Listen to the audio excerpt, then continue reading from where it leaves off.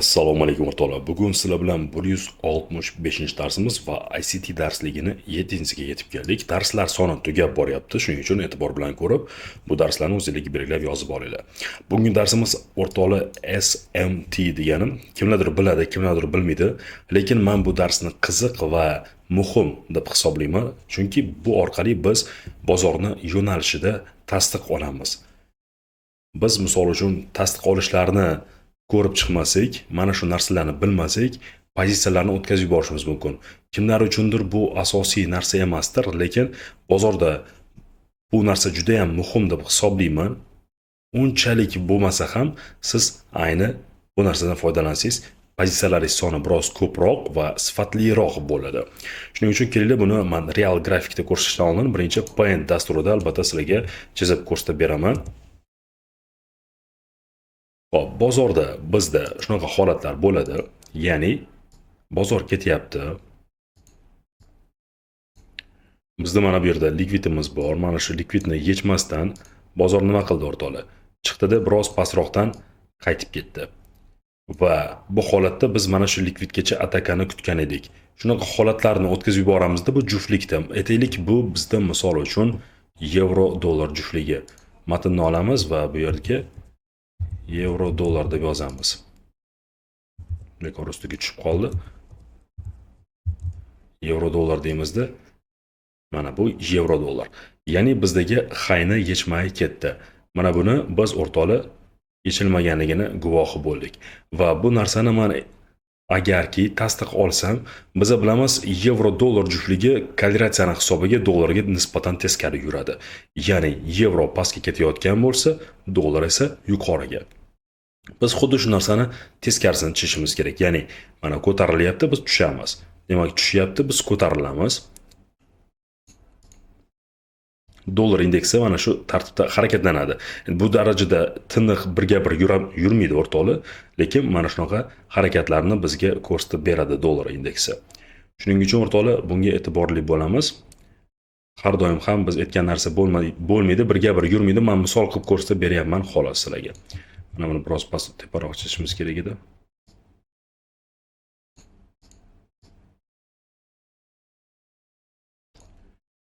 Demak, men ikkalasini ham pasaytirib qo'ydimmi? Demak, ko'tarilamiz.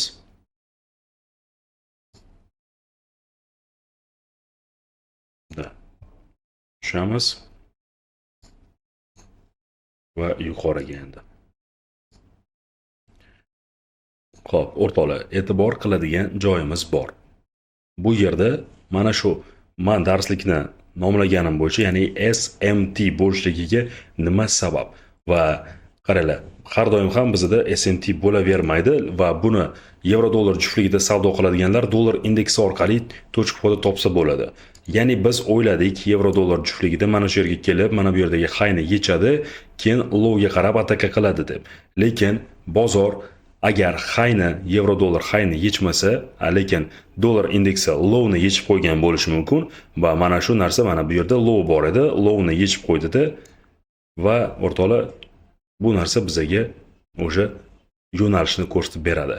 Mana shu narsadan biz yo'nalish topamiz. Mana shu ikkita liniya o'rtoqlar biz buni SMT deb belgilab qo'yamiz. Ya'ni tekstni ochamiz, SMT deb belgilaymiz. SMT va bu ham albatta mana SMT. Nima uchun SMT o'rtoqlar qaranglar. Buni likvidi bu yerda yechilmadi, to'g'ri, lekin bu yerda dollar indeksida likvid yechilganligi uchun biz tasdiqni oldik va endigi yo'nalishimiz low tomon bo'ladi, chunki dollar indeksida high tomon harakatni boshlab yubordi. Mana shu narsani bilamiz bu orqali. Demak, bu narsa faqatgina dollar indeksi bilan bo'ladi emas. O'rtoqlar, juftliklarga qaytamiz. Agar biz grafikdan ko'radigan bo'lsak, juftliklarda dollar indeksi, ya'ni DXY da mana bu yerdan ko'rasizlar o'rtoqlar, dollar indeksi va mana bu yevro dollar. Demak, dollar indeksi qachonki bizda padeniya bersa, pastga tushsa, yevro dollar esa yuqoriga harakatni ko'rsatib beradi. Dollar indeksi qachonki pastga tushsa, funt dollar yuqoriga harakatni ko'rsatib beradi. Va oltinda ham xuddi shu holat. Dollar indeksi yuqoriga ko'tarilsa, oltin zaiflashadi, dollar indeksi pastga tushsa, oltin ko'tariladi. Demak, bu narsalar Qaranglar, nimadan farqlimiz? Farqli degan narsamiz oddiy mantiqan tushuntirib beray. Yevro dollar, birinchi yevro kelyaptimi, demak dollarga qarama-qarshi yuradi va oxiri dollar bilan tugasa albatta. Oxiri dollar bilan tugaydigan bo'lsa, juftliklarning nomi dollarga qarama-qarshi yuradi. Ya'ni biz dollarda lowni, highni yechganini ko'rsak, yevroda qidirib o'tirmaymiz. Tushunarli? Mana misol uchun yevroda biz boya ko'rganimizdek highni yechishni kutyapmiz, lekin dollar lowni yechib bo'ldimi, dollar indeksi biz tasdiq oldik.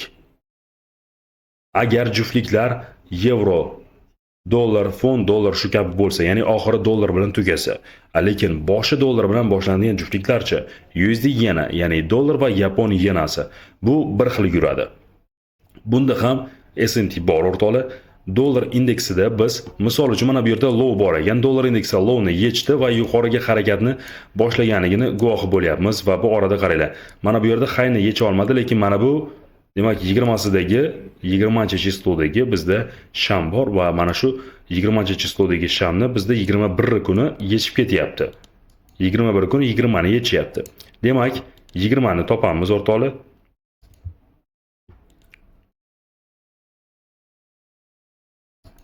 Bu dollar indeksi bilan bir xil yuradi, ya'ni dollar kuchaysa kuchayadi. Bu juftlikka qaramay qo'yaylik, chunki bu yerda hozir qaranglar. Bu holatda bunday, lekin bu holatda boshqacha harakatni ko'rsatib beryapti. Bunga sabab qiladigan bo'lsak, hozir Yaponiyada intervensiya xavfi borligi uchun Yapon yenasi mustahkamligini oshirishga va biz ancha hayda ekanligimiz ham bu yerda o'rtoqlar odamlarni xavotirga qo'yganlik uchun Yapon yenasida shug'ullanmay turamiz. Kelinglar buni yevro dollar va funt dollar juftligida ko'ramiz. Mana bu yevro dollar o'rtoqlar. Mana buni olib tashlayman. Yevro dollar mana ko'rinyapti va bu yerda mana funt dollar juftligi. Kelib buni olib tashlayman. Ko'ramiz o'rtoqlar, yevro dollar juftligida mana bu yerda bizda low bor va bozor mana high bor.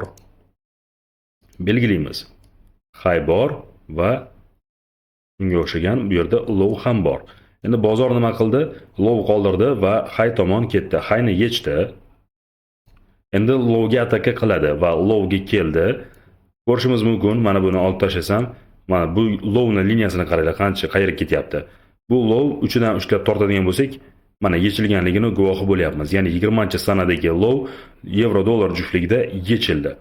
Demak, funt dollardachi 20-sanadagi mana low o'rtoqlar 20-sanadagi 15:00dagi qana 20-sana 15:00 bir xil sham o'rtoqlar, bir xil vaqtdagi mana low o'rtoqlar. Bu yerda mana bu shamimiz bizda yechmadi. Funt dollar juftligi bo'yicha yechilmadi, lekin yevro dollar juftligida yechdi o'sha yechganligini guvohi bo'lyapmiz. Xo'p, undan keyin mana bu yerda yana low qoldirdida, bu lowni aytaylik mana bu sham bilan yechib ketyapmiz. Ya'ni 21dagi 14:00dagi lowni 18:00da yechyapmiz. Qani funt dollarda nima bo'ldi? 14:00dagi buni o'zi mana, buni o'zi bu yerda turibdi. 18:00da biz taxminan mana bu yerlarda yuribmiz. Bizga nimani beradi bu?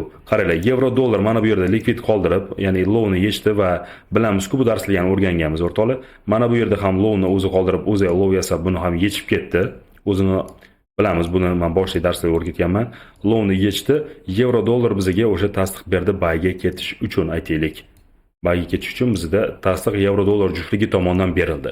Ya'ni yevro dollar juftligi lowlarni, likvidlarni yechgandan keyin endi high tomon oshiqyapti hozir. Misol uchun bugun highga atakani kutishimiz kerak kun davomida. Demak, funt dollar marhamat o'sha high tomon bemalol ketyapti va mana bu highni aytaylik, funt hozir yechsa, mana bu highni yechsa, pastga harakatni boshlab yuborishi mumkin.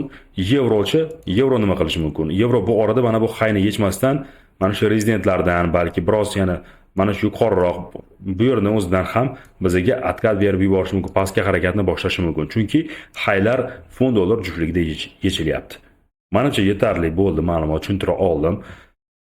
Dollar indeksida ham misol uchun tekshiramiz. Dollar indeksi hozir harakatni qayerga olib boryapti? Dollar indeksi hozir agar mana bu lowlar tomon harakat qilsa, misol uchun bu ham narigilar yevro dollarlar highni yechishdan oldin dollar indeksi lowni yechib bo'lsa, demak biz yo'nalishda o'sha tasdiq olib bo'ldik. Dollar indeksi lowni yechdi va bundan keyin bilamiz o'rtoqlar biza sweep bo'ladimi, run bo'ladimi, ularni kuzatishimiz kerak bo'ladi va shunga qarab tasdiqlarni olamiz. Keyingi darslarda men kichkina time framelarda ishlash va bu narsani ko'rsataman va bu o'rtoqlar kalkulyatsiya va mana shu bugun o'rganayotgan mana shu bugungi darsimiz SMT darsligi muhim, lekin unchalik emas.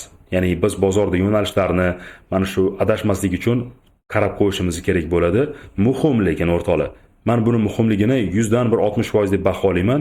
Chunki kerakda va bu narsalar misol uchun mana kalkulyatsiya hisobiga bu narsani aniqlaymiz va undan tashqari mana shu juftliklar bo'yicha yevro bilan dollarni bir-biriga solishtiramiz. Yoki mana dollar indeksi bilan yevroni, dollar indeksi bilan funtni, yevro bilan dollar dedimmi? Da. Mana yevro dollar juftligi va funt dollar juftligi. Ularni bir-biriga solishtiramiz, ya'ni yevro yechadi, funt ketib qoladi. Tushunarli? Va S&P 500 bilan Nasdaqni solishtirsak bo'ladi. Germaniya indeksi bilan Fransiya indeksini solishtirsak bo'ladi.